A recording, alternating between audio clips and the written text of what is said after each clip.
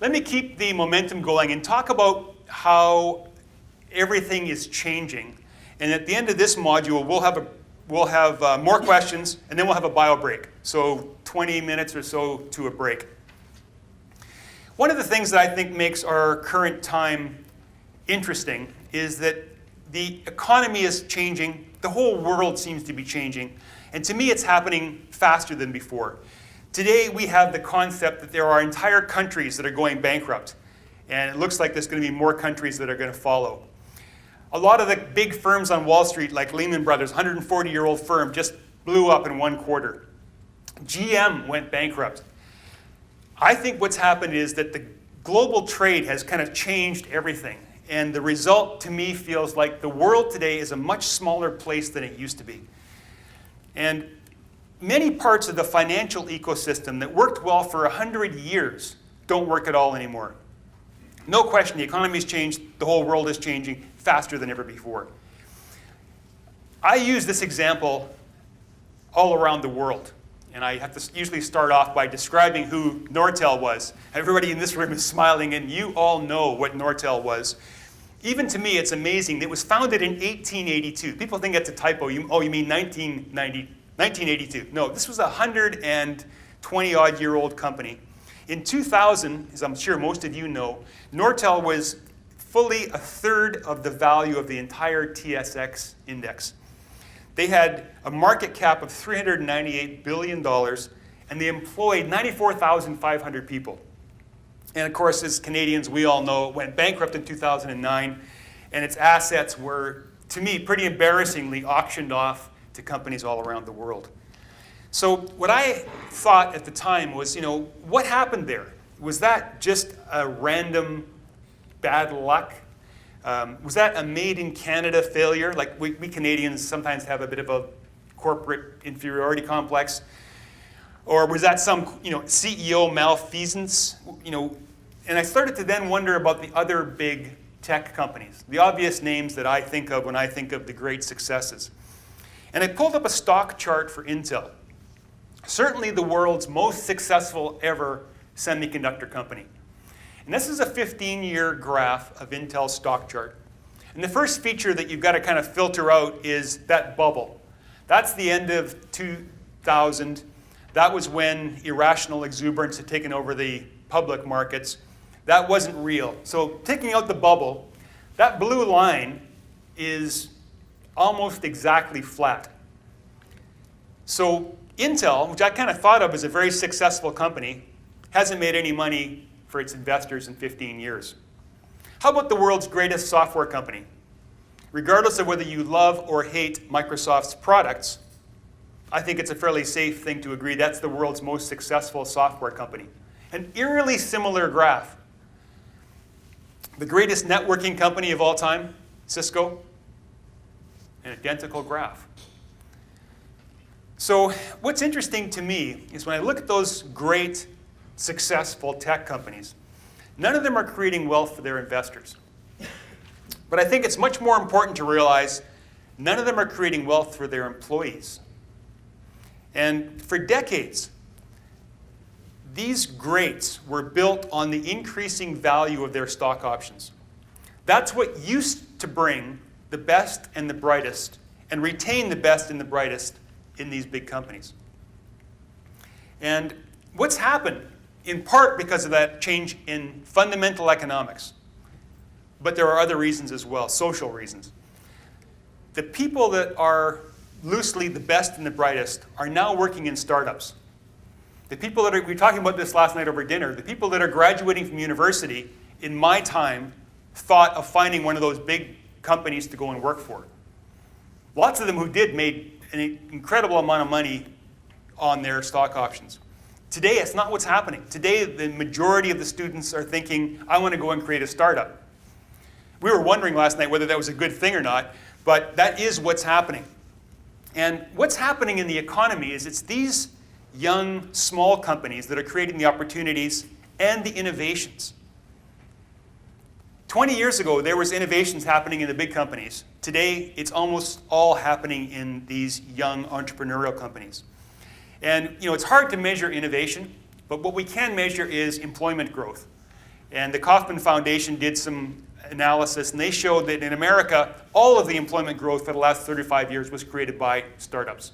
100% of it, all the growth in the economy was from the kind of companies that we invest in. And this is different. This is not what the world was like 10 or 20 years ago. And there's interesting new research that we can do. Like, we can research where people are going to work. We can research where job creation is happening. And there's some fascinating new work being done on this that's giving us a bit of a glimpse into what's happening in these big companies, these public reporting companies. And to me, what it seems like is in the old economy, 10 years ago, it was an advantage to be big. And today, I think big is kind of the opposite. I think today, if you run a big company, it's kind of a disadvantage. And because this growth is happening in the small companies, because the innovation is happening there, and because these big companies have to grow, you know, the reason I wouldn't want the job of running one of those companies with a flat stock chart. I mean, that's just a particular kind of hell for those poor CEOs. They get paid well, so maybe that makes up for it. But how unsatisfying to go to work for a decade and not make any money for your shareholders. How scary to go to the annual general meeting and tell them like, year after year, sorry, I didn't make you any money again. Not a pleasant job to have. And what's interesting to me is that today, these CEOs are actually saying out loud, we're not good at innovation. And that didn't happen 10 years ago. 10 years ago, they were still taught, oh yeah, we're going to be innovative. We're going to find new ideas. And a lot of heads nodding in the room. Some fascinating research, by the way, out of Harvard. A guy called Thomas Wessel has done the whole world a big service by explaining that these companies aren't supposed to be good at innovation. Completely changed my perception on why this is happening. But the reality is, it's not happening in big companies, it's happening in the startups. So the obvious result of this, I mean, anybody from Economics 101 is going to know what's going to happen if you put those two facts together. Those big companies are going to acquire that innovation. They need it, they don't have it, they can't build it, but they've got an enormous amount of cash, so the solution is simple. We're going to acquire the things that we need to get that innovation into our organization. And what I believe is happening is that these companies are acquiring at a rate and with an enthusiasm that we've never seen before. Unprecedented in history at how voracious they are at acquiring. One of the other challenges in getting better at the work that we do is that the media distorts our perception. And it's not the media's fault. The media is just pandering to what we want to read. And what we like to read about are these really big exits. You know, when we read about YouTube selling for 1.6 billion or Skype selling again for some billions, that's exciting stuff. And that's why you read about it. It's because that's what the editors want, because it sells advertising. And what's interesting, though, is that another area that we do have some better research is that we're starting to realize that those really big transactions that we read about actually don't work out very often. And the reason this is different than where we invest is that these big transactions are public.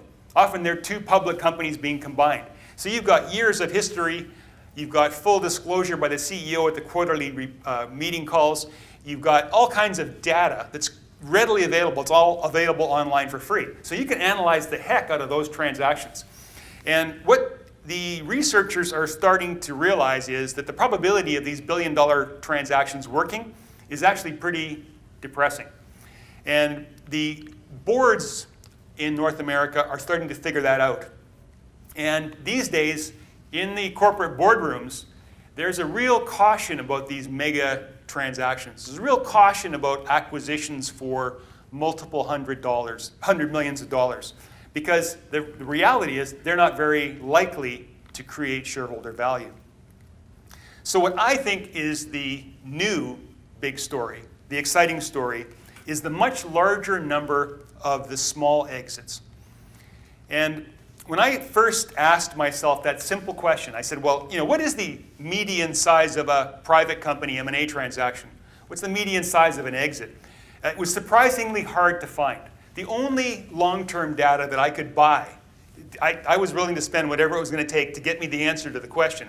The only data that I could find that was even sort of useful was from a company called MergerStat, who'd been doing this for several decades.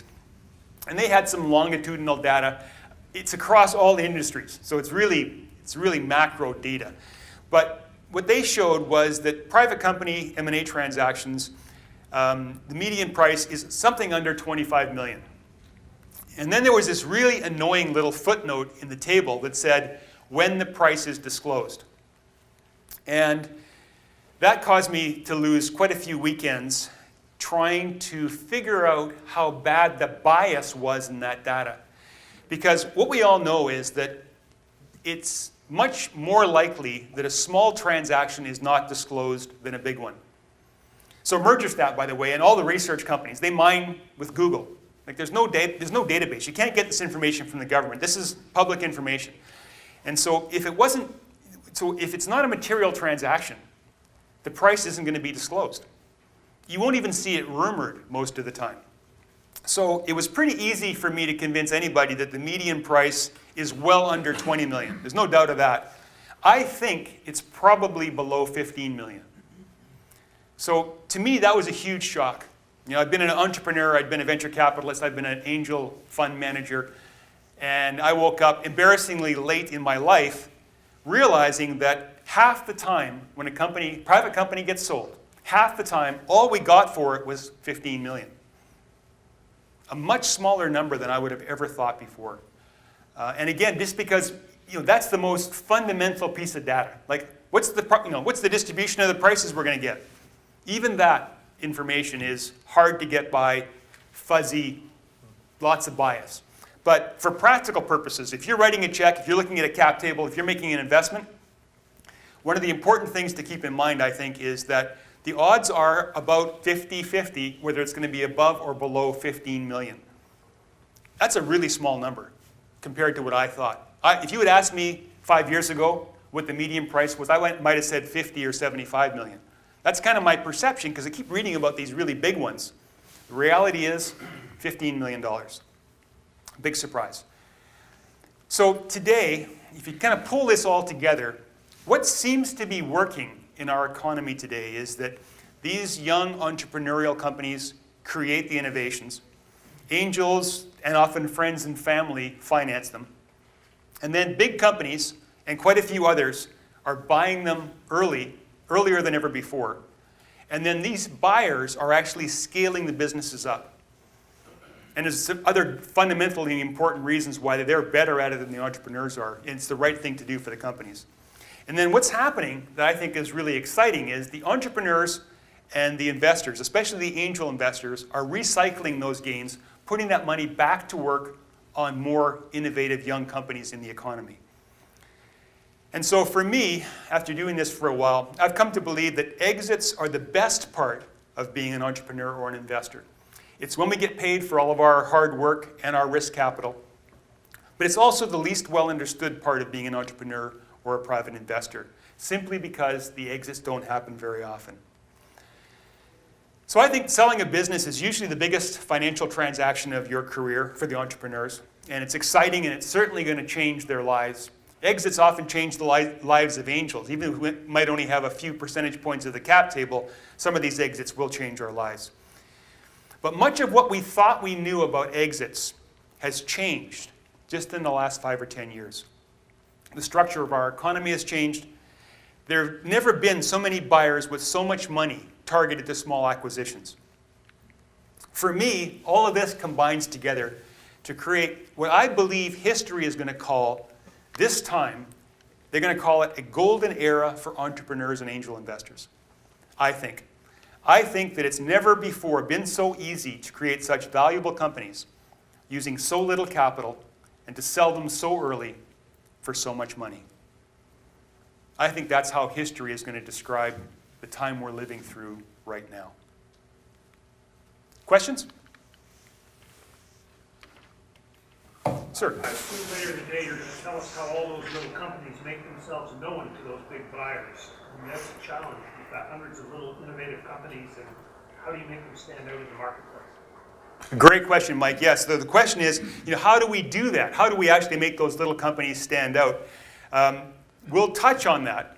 But that's really the main part of the exit execution workshop. And I'm hoping now you're helping me sell that next year with the same audience. But it's actually a very predictable process. One of the things that I talk about in the exits execution workshop is it's just a business process. It's no different than designing a product, executing on a marketing plan, even an HR plan. It's just another business process. You figure out what you want to do. You break down the intermediate steps between where you are and the goal. You put the resources on it. And the probability of success, if done right today, it's in the 90 percentile. It's like selling the product. It's like hiring a VP sales. If you do the right things in this market, which is the best market we've ever had, if you don't get it done, it's because of some random unknowable event. It's like patent infringement or terrorists blow up New York or something. I mean, in this market, it's hard not to succeed with the exit if you've got the right resources and you've got a saleable company. Other questions? Sir. In your experience, what value do exits have, let's say, on the community? If a company comes in and they sell to Google, who goes and has all their jobs wherever. I know they've got offices here, but the idea is that what generally do these exit, like what value are they giving back to the community? Let's say either for jobs or prosperity within that community, like in your experience? Great question, Kevin. And the question is, let's say we had this greater focus on exits. And let's say we had more exits. What does it mean for the community? And this is a fascinating topic for me. And I've had some pretty exciting discussions with members of our governments on this point. And here, for some reason, there's a strong feeling amongst our elected officials that we should try and grow more big companies. We should try and discourage the exit because maybe one of those companies is going to become the next BlackBerry. And I think that the people that say that are well-meaning, but dangerously uninformed. And the reason is that we're, again, distorting our perception of what happens in the economy. We're remembering how big a success Nortel or BlackBerry were. And we're thinking that that's what the goal should be for the entrepreneurs. But what's lacking there is an appreciation of the reality of the economy and the statistics. It's excusable because we don't have the data. It's not surprising that this isn't more widely understood. And let me do the best I can, which is to give you an anecdotal story. Last year, we helped to sell a company in British Columbia. It was a software company. It was in the interior of BC in a place called Kelowna, which is really a vacation place. Lovely lake, ski, that kind of thing. And we sold that company to a Swedish company. And this Swedish company, and Swedes are a little bit like Canadians. They also had this inferiority complex about their companies. They moved their headquarters to Silicon Valley, because they thought that was the place that you really wanted to be doing R&D. That's where all the bright people were. They may have had a good reason for doing that because they also took the company public on NASDAQ. And so, maybe being NASDAQ listed, that was a better headquarters to have. But through the process, what they did is they came up to Kelowna. They did the due diligence on the company. They looked at what the company's success had been doing at R&D was. And a couple things really surprised them. One of them was that the people who were at this company had been there for years. Really smart, world-class designers, engineers, architects. They were happy living in Kelowna and working at that company, and they weren't just automatically getting a new job in 18 months. So that was the first thing they noticed, because in Silicon Valley, there's a huge churn in the labor force, a very unhealthy churn in the labor force. So a much more stable, but equally high-quality labor force. Then they realized that if you do R&D in Canada, the government gives you money back. Even if you're a foreign public company, the SHRED program is a very attractive difference. And then they started looking at what it would cost to build a building in Kelowna compared to building a building somewhere in the valley. Very quickly, even before the transaction was finished, they said to the CEO, this is really exciting. This is a much better place than Silicon Valley to be growing a company. We're going to build a building here, and we want you to double employment in 2 years, 18 months if you can. And we're going to move people from Silicon Valley. It's a terrible place to be doing this work. We're going to move them to Kelowna. This is like a great undiscovered secret for us. So they're breaking ground on that building. They're trying to hire twice as many people. But the exciting part of the answer to your question is the people that started that company, we sold, this is public information, of course, so I would never tell you something wasn't public. But this was a company doing about $6 million a year run rate of revenue, just broken even. And we sold it for $28 million, which is another indication of how active this market is. Those entrepreneurs are already investing that money back into the community. They're most active angels in that region right now. Some of them have already left, starting their own companies again, doing it all again.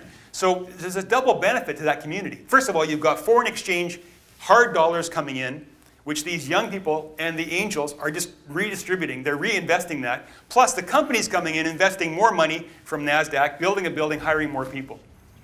To me, if you look at that macroeconomically, we Canadians are good at doing research. We're good at creating innovations.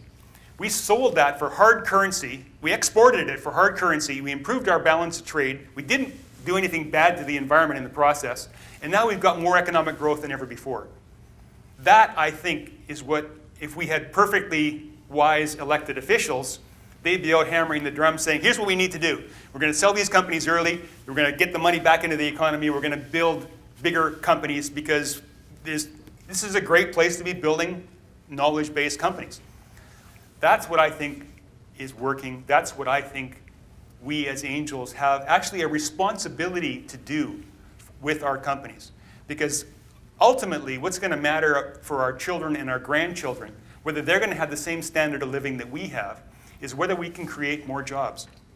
So for me, I look at, Nortel, even beloved BlackBerry. There's one example, employment growth. And then look at these other young companies that we're financing now. It's clear what's working and what's not working. So I hope that, all of us can make a difference in doing the right thing for our local communities and doing the right things for the economy. Questions? Your number of 15 million it is somewhat surprising, but I think we've had a problem in the angel investing group for a long time now with valuations. We've got companies coming to us with nothing more than an idea, saying their company is worth $5 or $10 million even. And I think that's going to inhibit their chance for an exit and inhibit their chance to get financing to get that far in the first place. I know that's another topic, but it is a big issue. Cameron, you're absolutely right. One of the reasons that I'm astounded by my knowledge, and I'm so eager to share that knowledge of that $15 million median exit, is in part for exactly what you just said. How can we make money as angels if the mid-range of what we're likely to see for an exit valuation is 15, if we're entering at 5 or 6 or 10? It's not possible. And you're also right, I'm seeing the same thing. I've been seeing the same thing for a couple of years in Silicon Valley. I've seen that this increase in startup valuations now is propagated. And it's propagated because the capital moves fairly quickly. And I am afraid that we're creating a vintage of angel investments where we're entering at too high a price. And I'm afraid that 5 or 6 or 7 years from now, we're going to be thinking, what were we thinking back in 2015? What are we doing, putting money in at these valuations? The problem, of course, is we work in a competitive environment. Capital is the most commodity thing in the whole world. It moves instantly. It can go anywhere. It doesn't have any, criteria other than trying to generate a return. So we were talking last night about over dinner about what I always thought was very exciting, that we're seeing capital from China co-investing here.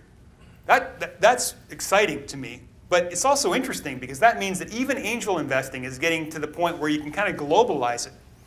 And there's so much money out there in the world that the entrepreneurs, they have kind of the dominant hand in the negotiation on the angel valuations right now.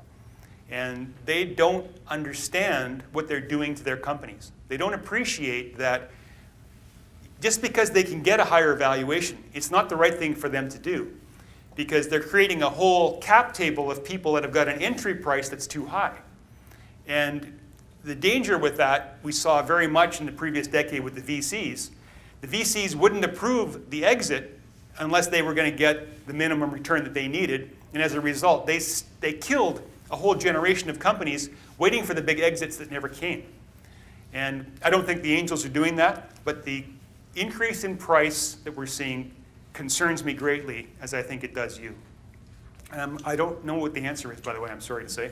Richard? Well, and just on this same topic, I think that part of the problem, and I've heard this from talking with the founders of these companies, is that they're being coached to go after these higher values, and it might be a lack of understanding on the part of the mentors to these companies that it's not realistic to be thinking that these are going to be $50 million exits and $100 million exits, that the likelihood will be it will be more in the range of the numbers that you're talking about, and that it is a mistake to be asking for the higher valuations. Yes. Yeah, excellent point. I agree. It is a mistake to do this. And there are mentors out there that are encouraging the entrepreneurs to take advantage of the market. But I share your concern. I think it's not the right strategy. And this is one of the reasons I think what NACO and GTAN are doing is so important. And what I'm hoping is that the collective wisdom that we're developing will actually propagate down through our mentorship, through our board participation to these companies and help them develop better strategies. But I now we're talking about hard, long work. I mean, this is like it's going to take us a long time to help the entrepreneurs understand this. I don't know of a shortcut. Other questions, sir? Basil, in your anecdotal data that you've collected, have you been able to identify any differentiation between exit values for companies that have been funded by VCs and companies that have not? My sense would be that VCs would be their premise is to drive towards exit and get return for their investors. I would think it would be higher. An excellent question. And just in the last few years, we're actually starting to see some high-quality academic research on what happens to companies that have either venture capital or angel capital investment. And this is an exciting area because we're learning for the first time how angels and VCs work in this entrepreneurial ecosystem. And you're right in your question that the VC-backed companies tend to have higher exit values. That should not be a surprise, though, because they've also had a lot more capital put into them. So they have to have higher exit values to be able to create a return. So that's understandable. What I was shocked to see recently was some research that showed that if VCs and angels co-invest, so if the companies that we invest in later get venture capital, the outcomes, the results, deteriorate, which is counter to the intuition that we've all had. And there are, so what happens is that if VCs follow on, never mind that they might cram us down. That's not in this equation. The results for the company become worse if the VCs invest. And the conclusion, this was done by university professor academics. And these people are very polite. They never say, it's just not in their nature to use language like we would use. But I think the conclusion was that something like perhaps the entrepreneurs would prefer to accept only angel capital because it would better align their interests, something like that. What they were saying was entrepreneurs don't even think about taking the venture capital. Statistically, it's a bad idea. And this is something that's still not widely appreciated, and these academic papers are really hard to understand. But the obvious conclusion, if you read it carefully, was that if you were just talking statistics, and that's all I can say here is statistics, it's a bad idea to let VCs follow on. Statistically, it's a bad idea. Now, of course, there are some companies where that is the right strategy. I'm not trying to say that there's never, I'm just talking about statistically, it's not a good idea. One of the other things that's fascinating to me is that even though we don't have hard data, what we are starting to see is different angel communities have had different investment philosophies.